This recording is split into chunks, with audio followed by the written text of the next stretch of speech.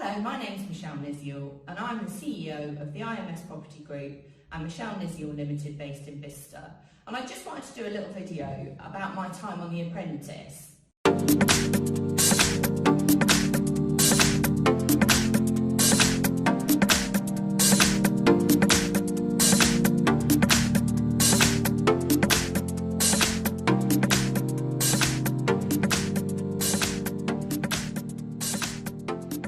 I was in Series 12 and Series 15 is about to air, I think 2nd of October. It's a particular time of the year that a lot of people ask me about my time on The Apprentice and how I got through the auditions and what the process was like and what Lord Sugar was like. So I thought, why not do a video? So I've got my apprentice jacket on. This was the jacket that I wore in the photo shoot and in my first episode.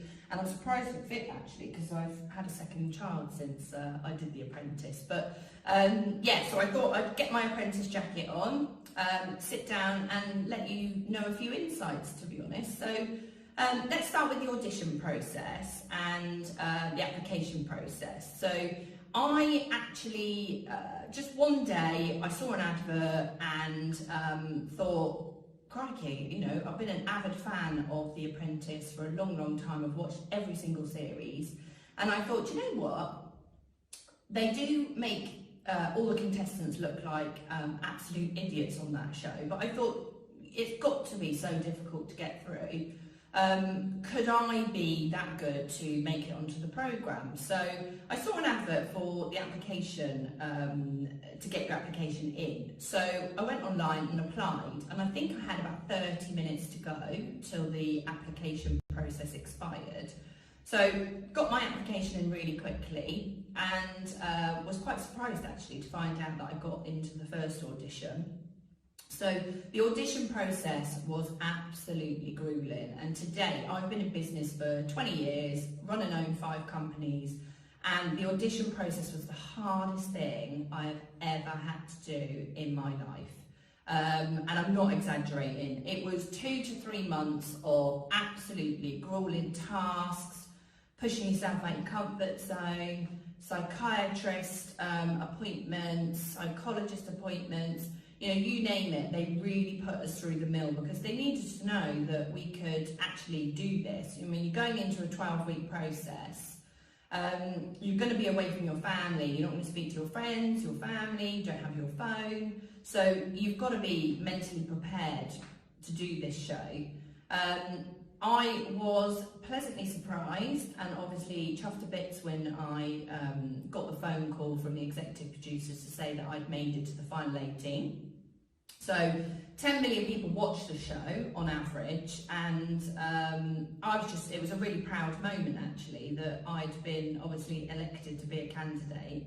And then that's where it all started really, media training. People ask me a lot of the time, why did I do the show? And one, it was to see whether I was good enough to get on it. 2, I only went in it because I believed I could win. And 3, I just really wanted to, again, you know, every year I set myself a task of pushing myself out of my comfort zone. And that particular year, it was just about, yeah, come on, let's do this, let's do all the media work. And I loved absolutely every single minute of it. So from the meeting with the producers to, you know, the meeting up with the candidates when we're actually on the show, and then the filming of it was just absolutely incredible. You know, the mental preparation going into that show was intense because you're packing your life up, you know, sorting your businesses out, ready to go into a show that you think you're going to be there for 12 weeks. And I've actually had longer holidays. I was in for a week. So, you know, an awful lot of preparation went into me being away from the businesses. Obviously, you can't tell your friends and your family. Only my immediate family knew that I was going into the process. So, when I went into the actual process, I was nominated project manager in the first week, and that was my downfall, unfortunately, because if anyone watched that particular episode, the girls lost in week 1, and unfortunately I was fired. But it was such a massive learning curve for me and such an amazing experience that I'm so glad that I did it. The things I learned out of it was Lord Sugar said to me, Michelle, you just don't listen to absolutely anybody. And up to that point, I'd lived on my own since I was sort of 16, 17 years old. Started my businesses from scratch. He was right, I didn't listen to anybody, and from that point on I started listening. So he told me to do that, I started listening. I definitely listened to my husband more, so obviously he's very grateful I did The Apprentice. But started listening to employees, colleagues, peers, and really took loads of really good things away from The Apprentice, which I inbuilt into all of my businesses. And doing The Apprentice has been incredible for business. I've gone on to do keynote speaking, I've gone on to expand my businesses further, I implemented the business plan that I was offering Lord Sugar, I went on and did it anyway. It's generated over £1 million worth of revenue into my companies in the last 3 years. And that's not because The Apprentice promote you, the BBC actually can't promote you at all. When you get out The Apprentice, it's not like loads of PR teams are calling you, to get you to represent their brands. That doesn't happen. It's about what you do. So it's about, I took responsibility on myself. I hired an amazing PR team and basically just went out and just delivered the business plan that I had set myself in the first place. Went out, did every speaking opportunity that I could, got newspaper articles written, really capitalised on my time on The Apprentice, and still am to this day doing that. So it generated £1 million, and obviously I'm still working hard on all the businesses, doing a lot more TV work. So the platform it's given me is absolutely incredible. The downside to going on The Apprentice was the trolling. So I actually did The Apprentice as well, just to sort of see, could I handle the negative feedback that apprentice candidates get? And I think I'm mentally tough. I think that I don't care about what people think about me.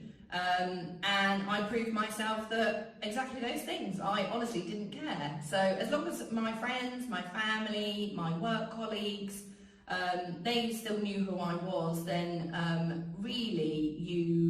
I didn't mind what was going on social media. I pretty much read every tweet. I think my favourite one of the whole Apprentice experience was, Michelle looks like she's got her fringe from Primark. So that was a classic, which I actually use in my keynote speaking as well. So if anyone's been to see me talk, then you would have heard that one before. My hairdresser was absolutely mortified because she is a top hairdresser, and she nearly cried about that tweet. And it wasn't just that tweet, about 300,000 people tweeted about my fringe. So that was quite funny. I got compared to Droopy Dog, so that was quite funny. I also got compared to Michelle Fowler from EastEnders. Now you might be thinking, oh, I don't look anything like Michelle Fowler from EastEnders. When you put a photo of me and the miserable, gloomy face that they show on The Apprentice, next to a photo of Michelle Fowler on Market Store in Walford, we look like twins. So that again was a bit of an epiphany, looking like someone who, I haven't had any casting calls though, so EastEnders, if you're looking for any Michelle Fowler's replacements, then give me a call. The Apprentice also, they don't paint you in a brilliant light. You're made out to be moody and miserable, because who has fun in business? That's just not normal. Well, I'm actually none of those things. The way that I was portrayed in The Apprentice, You're Fired, was definitely the real me. On The Apprentice, you're portrayed to be, I was the one that, it looked like no one got on with, or looked like I was being a complete pain. And anyone who knows me, they were actually quite mortified about how I came across. But it didn't matter to me. I knew when I went into The Apprentice that, at the end of the day, if you're getting fired, they're going to show you not an amazing light, because obviously you go at the end of the programme. But it's about, again, knowing who you are, believing in yourself, and again, still putting yourself out there. So I just want to say, for anybody who is either thinking of applying for next year's series, go for it. And I really want to say a massive, massive good luck to the contestants of the Apprentice Series 15. You're on a hell of a journey. The after party is amazing, so enjoy that and really capitalise on any opportunity that comes your way. So I got 5 in the first week and it hasn't stopped me. So yeah, good luck, and I'm really looking forward to watching this series.